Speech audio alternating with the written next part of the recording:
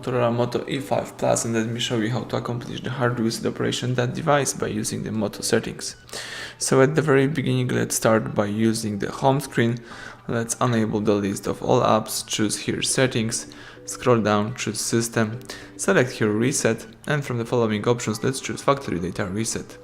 So this operation will erase all data from your phone's internal storage, including your Google account, system and app data and settings, downloaded apps, music, photos and other user data.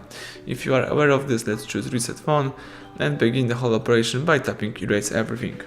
That's it, the Moto is right now performing the hard reset operation. Let's just wait until the whole process will be completed.